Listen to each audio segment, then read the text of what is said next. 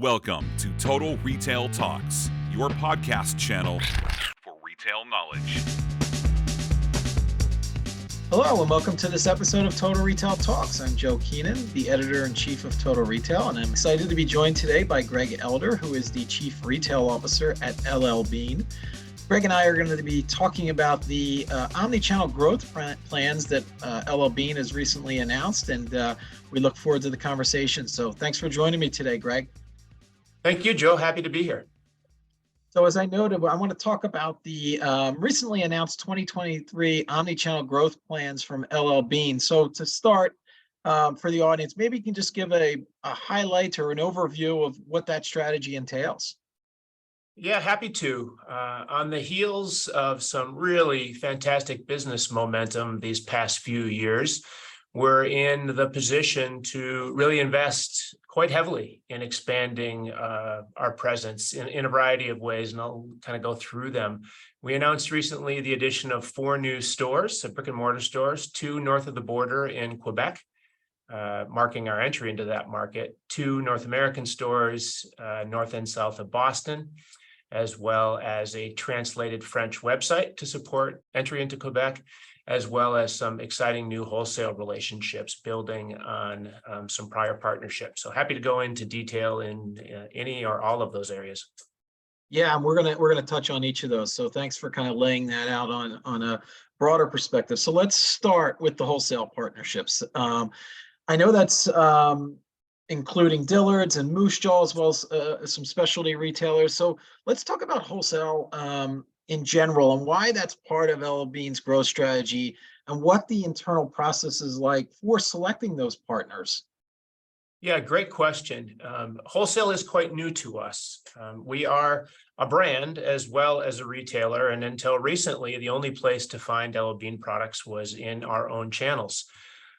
So we've been exploring this for some time and launched wholesale back in the year 2000 with just a couple of national partners and the announcement of 2 new partners. So, it's really a fabulous way to support our purpose, which is getting more people into the outdoors. To be honest with you, you look at our stated purpose, and that is to equip and enable people to enjoy the restorative power of being outdoors. And our own channels, our brick and mortar stores certainly are an effective way to do that. Our digital channels, our catalog, but now the geographic expansion and the ability to get our product in the hands of more people via wholesale partnerships has proven to be really, really successful. So happy to announce the Dillard's and Moose Jaw partnership, as well as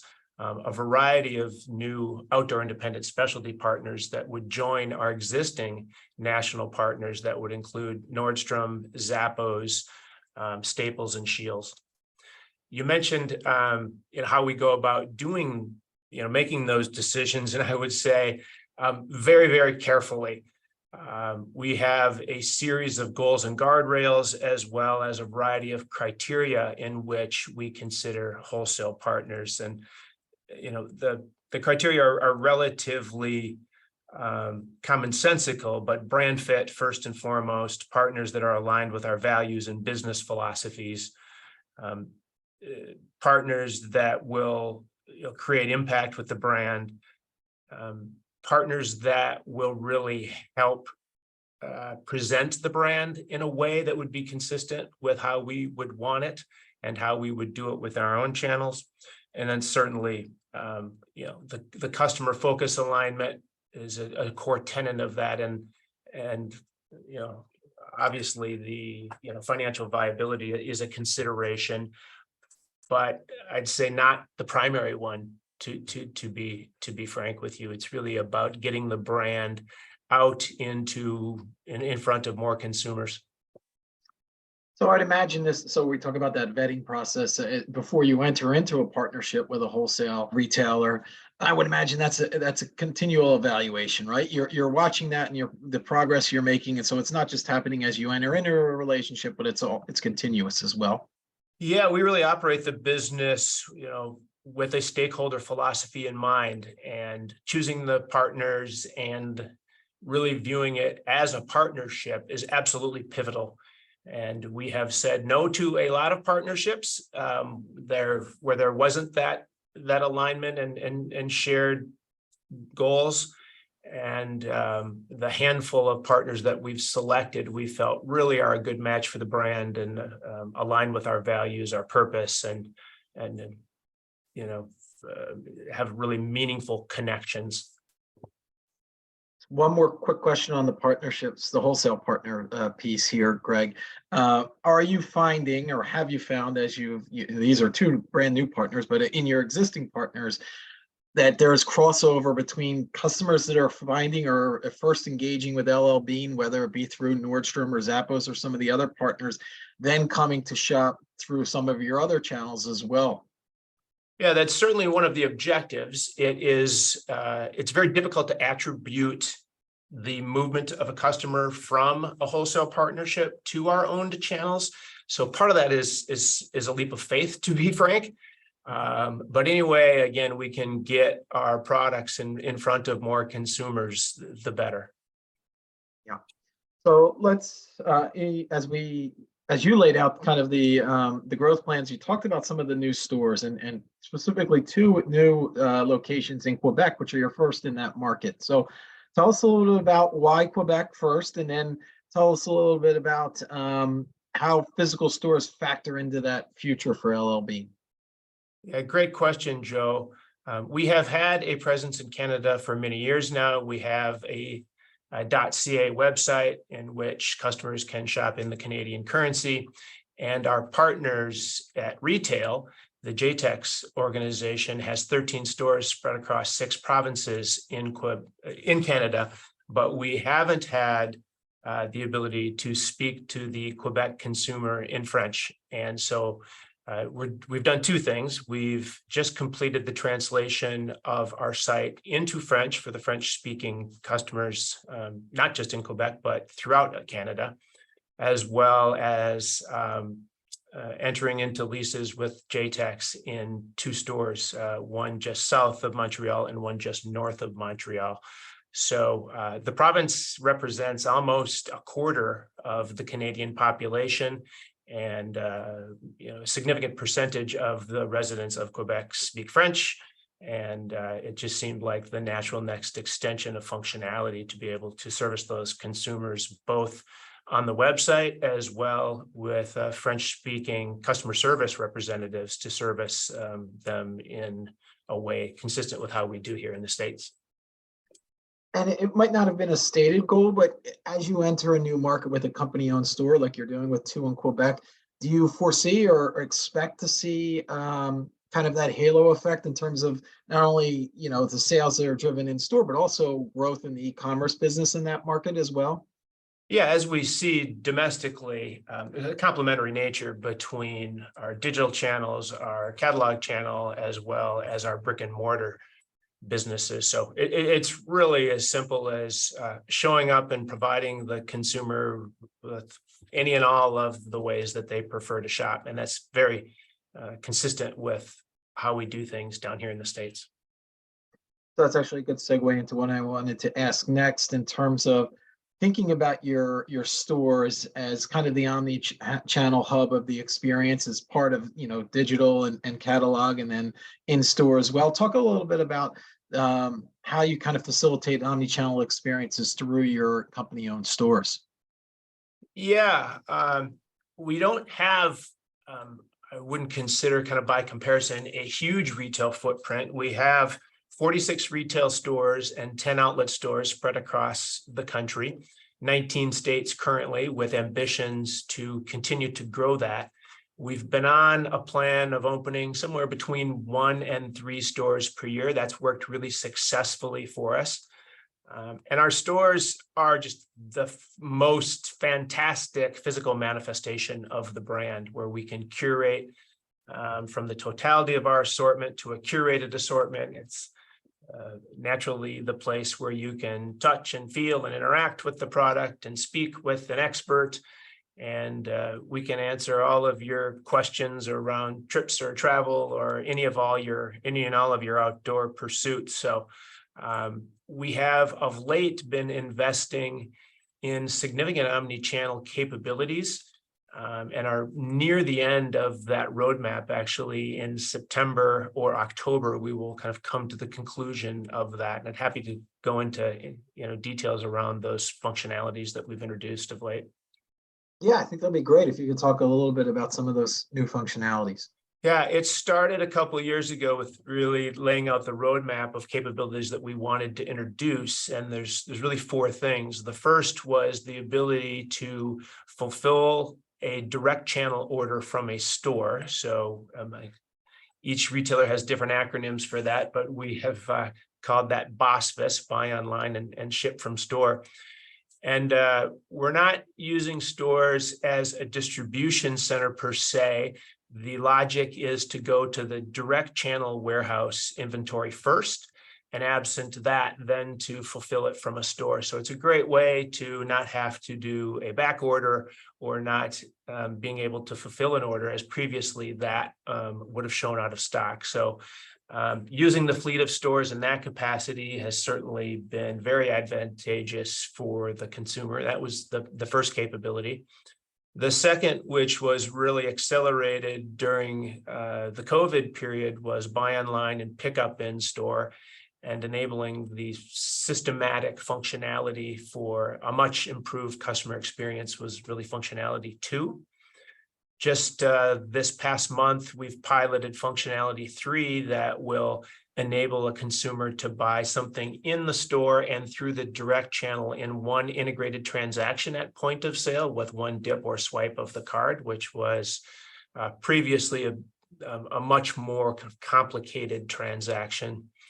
And then the final piece of the puzzle will be in-store functionality via mobile devices, in which all of these fulfillment use cases can be much more easily enabled from the store associate. So handheld functionality to support all 3 of those previous use cases. So the results have really been exceptional in terms of taking pain points out of the customer experience, using our inventory more effectively, and allowing customers to do things that have become certainly more and more commonplace out there in the industry. So a big and impressive body of work for sure.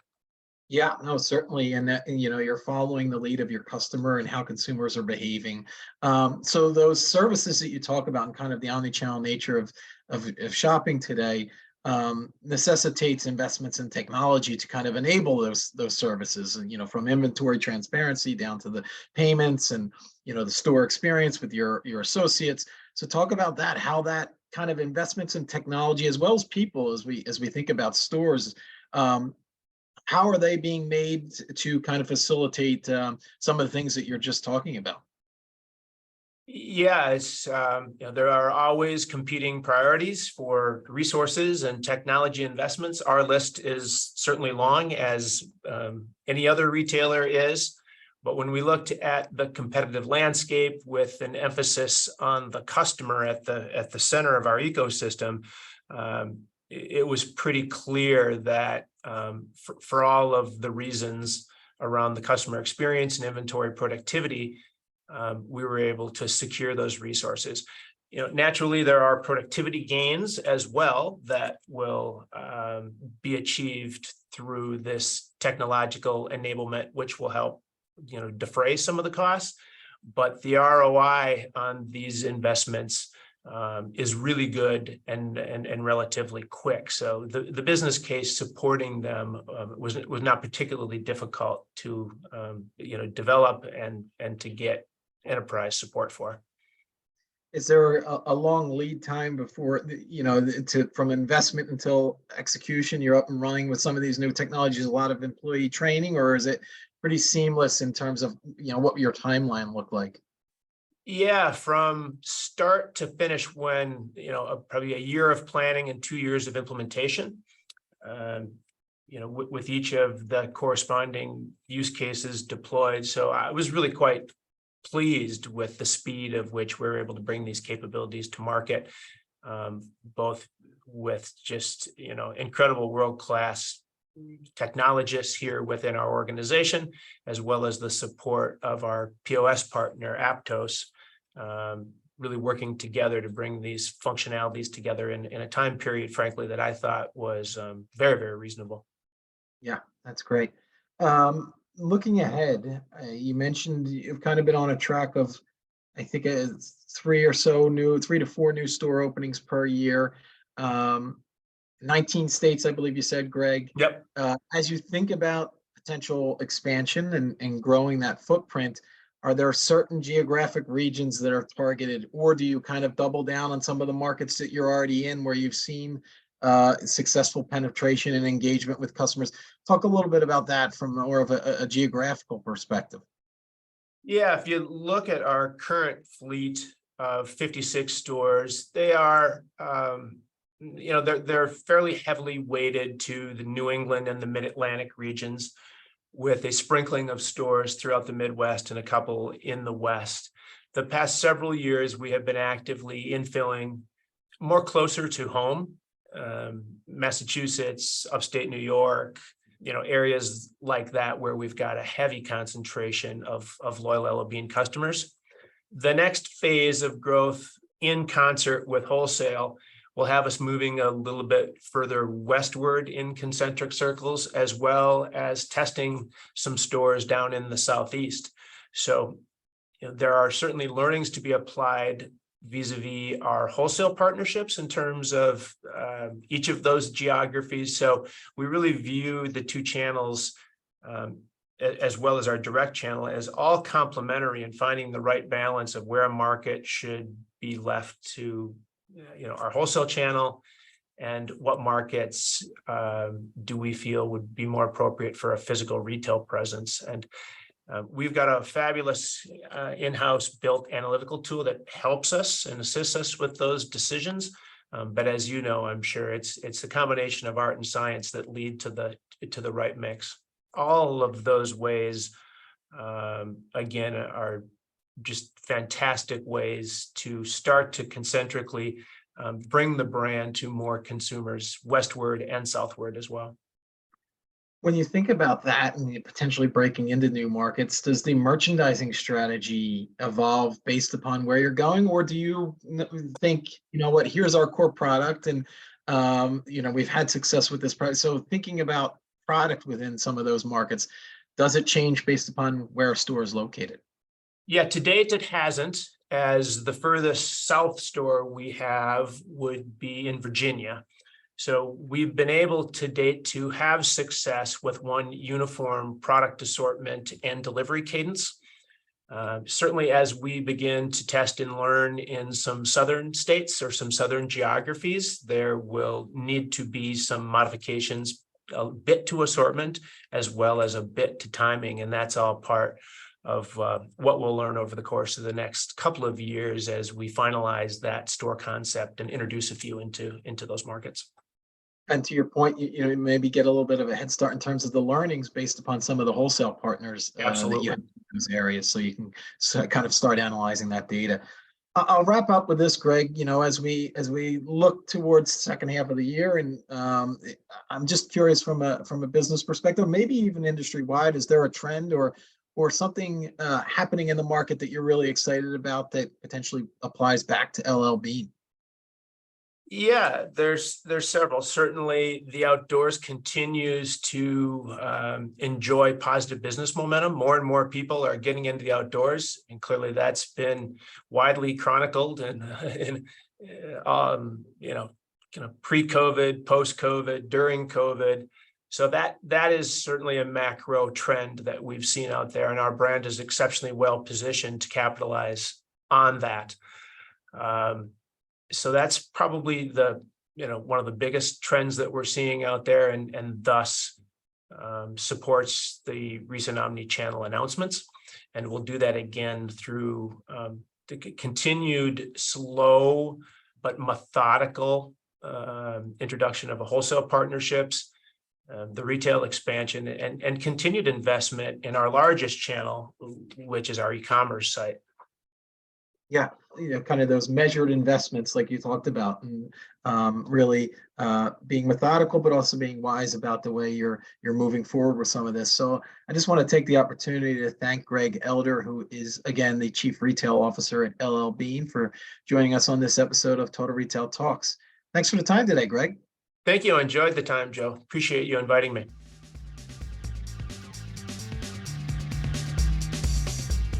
Thanks for listening. For more information on this podcast, please check out our podcast channel page at mytotalretail.com/podcasts for show notes. Total Retail Talks is available on Apple Podcasts, Google Podcasts, Stitcher, and Spotify.